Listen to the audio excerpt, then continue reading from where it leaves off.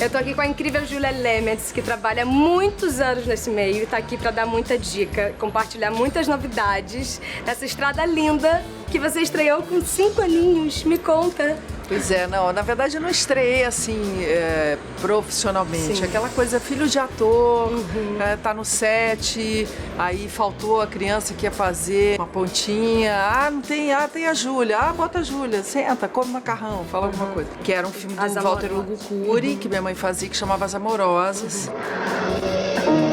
E aí depois fiz um outro também do Cury, que aí foi mais engraçado essa situação, porque minha mãe, ela tinha medo de águas profundas, assim, ela não mergulhava em nada que tivesse mais de 1,5 metro.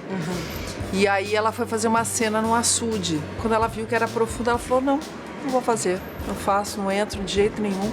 E eu tava lá, assim, meio que vendo a filmagem. E o Cury, devia ter uns 13, assim. E o Cury ficou desesperado, meu Deus, o que eu faço agora, ali não entra. E me olhou e falou assim, você nada? Aí eu falei, nada. Aí ele afastou a câmera, botou o maiô da minha mãe, eu tinha 13 anos, já era alta, assim, já botei uma touquinha.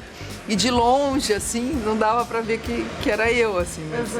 E aí depois fiz um terceiro filme. E isso tudo que eu te digo, assim, que não é uma carreira, né? Sim. Isso são situações que eu podia depois ter sido, sei lá, advogado. E essa transição do teatro pra TV, pro cinema, quais foram os momentos que você sentiu que foi uma transformação sua como artista? Eu tava na Bandeirantes, fiquei na Bandeirantes depois dos adolescentes, eu fiz mais 2 trabalhos lá. Quando eu tava no último trabalho, assim, antes de vir pro Rio, eu não sabia que eu ia vir, a Janete Claire estava fazendo uma novela aqui, que era a última novela dela. Ela estava muito doente, chamava Eu Prometo.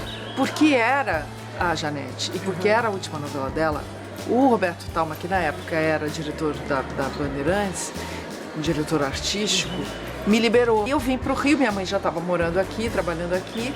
E aí isso realmente foi uma mudança assim na minha vida, porque eu saí de São Paulo e aí vim pro Rio de Janeiro, comecei a fazer novela aqui. Daqui veio o cinema também.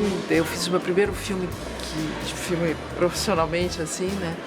Que foi A Cor do Seu Destino, do Jorge Duran, que era um filme bem bonito, assim, que a gente filmou em 84, por aí, mas só foi lançar em 86. E por causa desse filme, do cabelo bem curtinho, me chamaram para fazer uma peça que tinha a ver, que foi a primeira peça que eu fiz no Rio de Janeiro, que chamava O que o Mordomo Viu, que era uma peça do Joe Orton, que é um inglês que humor negro, assim. Quem dirigiu foi o Flávio Rangel. Ele me chamou para fazer essa peça, mas não porque essa peça minha mãe tinha feito há, tipo, 15 anos atrás. O mesmo personagem, não? O mesmo personagem. O mesmo.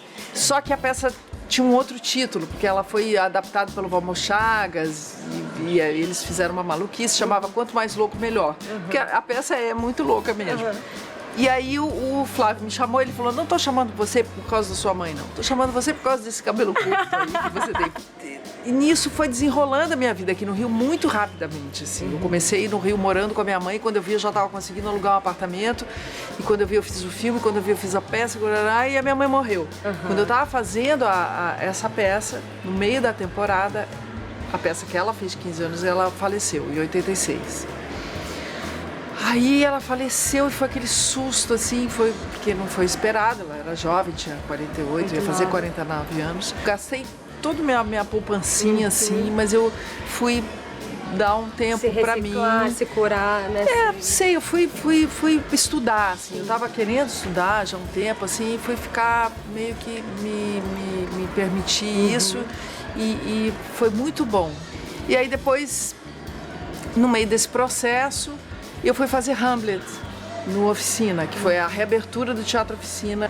E aí eu conheci o Alexandre. Vocês trabalharam muito juntos, né? A gente não trabalhou, a gente viveu muito juntos, mas a gente trabalhou muito juntos no início de carreira, no início da nossa vida comum, assim, a dois. A gente fez Hamlet, fez Eu Sei Que Vou Te Amar, depois fez Copo de Cólera, que era um filme também muito louco, assim, muito forte. Que tanto você insiste em me ensinar, se o pouco que você aprendeu da vida foi comigo.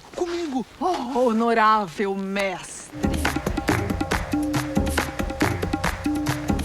Foi um filme muito arriscado, assim. Na verdade, quando o Aloysio Abrantes chamou a gente para fazer, a gente não sabia nada sobre o Aloysio, a gente não sabia quem ele era.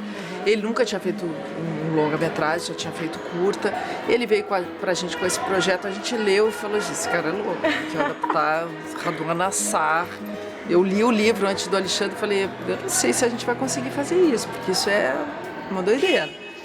Mas a gente já estava vindo de Hamlet, de Oficina, Eu Sei Que Vou Te Amar, a gente estava aquecido, né?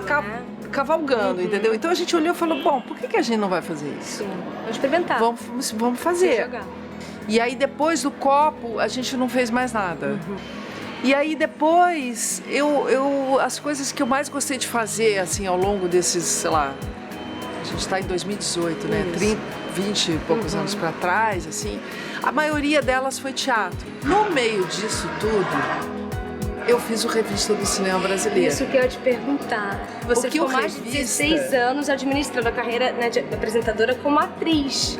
O Revista a gente começou em 94. Celular na mão e uma ideia na cabeça? A sua revista não é mais só do cinema. Vamos te conectar com as múltiplas formas do audiovisual. Tinha a tal da retomada do cinema brasileiro, com o Quatrilho, com o Carlota Joaquina. Era um momento muito bom, Era um né? momento importante e o Marco queria falar sobre isso. Valorizar o nosso Valorizar e dar voz a esse novo cinema que estava surgindo, né? Depois do final da Embrafilme e coisa e tal. E aí ele me chamou para fazer isso, que seria uma coisa tipo para aquele momento. Sim. Ninguém pensou que ia ser um programa, que ia ficar...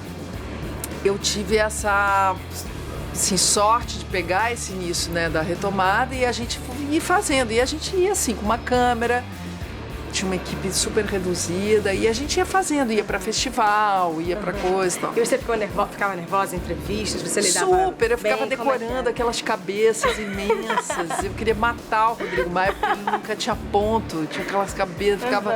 Nossa, não tinha teleprompter, né? Porque às vezes quando aí depois a gente finalmente foi pro estúdio, pelo menos a cabeça dos programas tinha um teleprompter, tinha uma estrutura. Quais eram as atrizes que você tinha de referência, assim? Eu tive, por exemplo, trabalhar com a Norma Bengel, assim, foi uma coisa incrível, assim, pra mim. E foi assim, quase sua estreia, né? Foi sua estreia? Foi minha estreia, assim, né? Mas, assim, Dina Sfati, pra mim, também foi uma atriz que eu trabalhei com ela, a primeira novela que eu fiz no Rio, da Janete Claire, que foi que ela fazia minha mãe. Mas ela era uma atriz extraordinária, assim, eu ficava besta com ela, assim, porque ela era de uma força, de uma sei lá, eu achava a Dina força da natureza, assim, um dínamo. Porém, eu acho que minha mãe, por exemplo, era uma grande influência, uma grande inspiração para mim, porque minha mãe era uma atriz de muita economia, de muito sentimento aqui e apesar de ser uma atriz extraordinária de teatro, mas ela era uma atriz muito especial de cinema. Ju, me fala, você transitou muito da TV pro teatro, pro cinema. Como é o seu processo de concepção dessa personagem, de pesquisa, de processo e também o seu abandono, né? De dar adeus àquela persona? Te confesso assim que eu não penso muito sobre isso, assim, porque eu acho que cada processo é um processo. Apesar de, às vezes, você conhecer as pessoas e pegar um diretor que você conhece, uns atores, alguém... Eu acho que cada trabalho, assim, ele realmente, eu tento fazer como se a gente estivesse do zero mesmo, porque de alguma forma ele tem que ser do zero, mas não é, porque você já é você, com suas experiências, com suas questões. E fala dos seus próximos projetos, compartilha se puder com a gente, o que podemos esperar. Eu tenho um filme que está sendo lançado, que provavelmente vai ser lançado agora, por esses meses agora, que é um filme que já tem feito alguns festivais, que é um filme muito interessante de um diretor chamado Ismael Canepelli, que ele é autor também, diretor do filme, que se chama Música para Quando as Luzes se Apagam. Ele é um misto de... É bonito o título, né? É um misto de documentário, quase uma ficção, assim, mas é um olhar ampliado sobre uma realidade, um olhar viajante sobre ela, assim. É muito, muito bonito o filme e num formato interessante, assim, porque a gente, ao mesmo tempo que tinha uma câmera sei lá, 7K filmando e tinha uma outra câmera filmando, tinha cada um dos atores, quer dizer, que não são atores, que são pessoas reais, tinha uma câmerinha que fazia o seu autodoc. Eu tinha uma câmerinha autodoc, eu sou a única atriz mesmo do filme, sou eu. Que sou meio que um alter ego do diretor. E essas imagens captadas pelas pessoas que fizeram o filme também fazem parte do filme como um material. Filme dentro do filme. O filme dentro do filme. Então é muito, muito legal. Assim, é um filme que causa, principalmente nos jovens, assim, gente que está começando a ver cinema agora, fica muito impressionado com isso. Assim, e a gente, num primeiro momento, o filme foi feito, ninguém pensou que ele fosse ser um documentário. E aí ele foi para Brasília, concorreu como documentário, ganhou um prêmio especial do júri lá. Aí foi para Nyon, na Suíça, também ganhou um prêmio especial. Esse festival é um festival de documentários e novos formatos. Então é um filme interessante. Assim, não sei muito como é que ele vai ser lançado, mas é um filme curioso assim, de fazer. Então tem esse filme, que é um filme interessante. E eu tô preparando umas coisas de teatro, que tá bem difícil, assim, teatro agora, para fazer menos por conta de ideia e mais por conta de como realizar. Eu acho que cada vez mais a gente vai ter que fazer novos formatos, assim. Se produzir, esperar fazer cooperativa e ter, para poder viabilizar uma coisa, pegar pessoas que estejam interessadas a falar o mesmo assunto naquele momento, porque a gente está num momento da difícil transição, né? E pra aí TV eu vou fazer tem? televisão, vou fazer uma novela daquela Elizabeth Jean, que é muito querida. Eu fiz uma novela dela chamada Além do Tempo, que tinha a ver com essa coisa de passado e presente. E essa novela também tem cinema no meio, é uma novela bem maluca, que é a primeira novela do Pedrinho Vasconcelos, primeira novela que ele faz sozinho. E aí é isso. Ai, te ouvir assim nessa retrospectiva é um banho na alma de inspiração, que história linda. Tudo, né? Ai, que bom saber coisas que realmente só a gente sentando com calma, né, não vindo só no óbvio que a grande massa te conhece, mas um lugar um pouco mais, né, entre a coisa e outra, que complementa assim com todos os trabalhos que você faz de tanto sucesso, essa generosidade, essa simpatia e uma inspiração pra mim, né, que administrou lindamente a carreira de atriz como apresentadora e agora eu tô nesse novo momento. Super, olha, vou te dizer, na boa. Fico nervosa.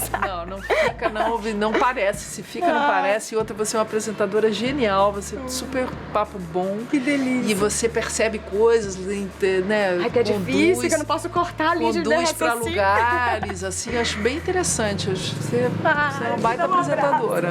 Super. Parabéns. Ai, muito obrigada. E que você volte mais vezes. Eu quero conversar com sua filha também, que agora, né, é de geração pra geração. Vai ser um prazer. Muita saúde pra sua família, vida longa. E será que, né, o neto agora também vai ser? Quem sabe? O Martim já é um artista. Ele já Martim é uma peça, precisa conhecer o Martim. Coisa de louco.